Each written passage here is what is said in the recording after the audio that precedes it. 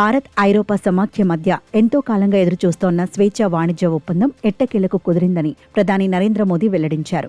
ఈ మేరకు ఈ ఒప్పందంపై సంతకాలు చేసినట్టు తెలిపారు. ప్రపంచ దేశాలు దీనిని మదర్ ఆఫ్ ఆల్ డీల్స్ అని చర్చించుకుంటున్నాయని మోదీ పేర్కొన్నారు. గోవాలో ఇండియా ఎనర్జీ వీక్ 2026ను వర్చువల్గా ప్రారంభించిన అనంతరం ఈ ట్రేడ్ డీల్ గురించి ఆయన వివరించారు.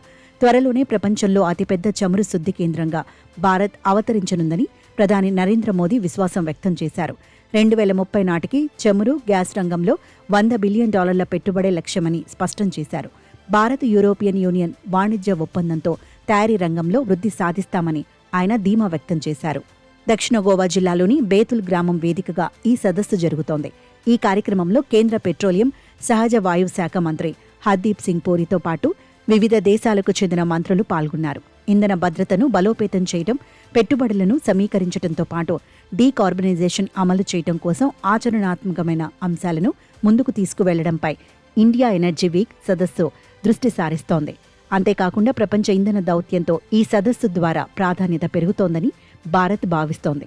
ఈ సదస్సుకు 120కి పైగా దేశాల నుంచి 75,000 మందికి పైగా ఇంధన నిపుణులను ఇండియా ఎనర్జీ వీక్ ఆహ్వానించిన విషయం విదితమే. గతేడాది నిర్వహించిన ఇదే సదస్సులో 68,000 మంది పాల్గొన్న సంగతి తెలిసిందే. భారత్ యూరోపియన్ యూనియన్ మధ్య స్వేచ్ఛ వాణిజ్య ఒప్పందం కుదిరిన నేపథ్యంలో అమెరికా ఆర్థిక శాఖ మంత్రి స్కాట్ బెసెంట్ కీలక వ్యాఖ్యలు చేశారు. రష్యా నుంచి చమురు కొనుగోలు చేస్తున్నందుకు భారత్పై 25% టారిఫ్లు విధించామని, కానీ యూరోపియన్ దేశాలు భారత్తో వాణిజ్య ఒప్పందం కుదుర్చుకున్నాయని అసహనం వ్యక్తం చేశారు.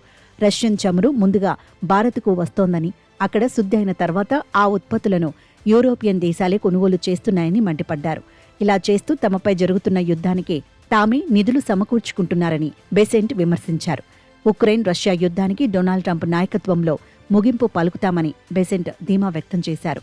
ఈ యుద్ధానికి పరిష్కారం చూపేందుకు ట్రంప్ తీవ్రంగా కృషి చేస్తున్నారని, ఈ విషయంలో ఐరోపా దేశాల కంటే అమెరికానే భారీ త్యాగాలు చేసిందని చెప్పుకొచ్చారు.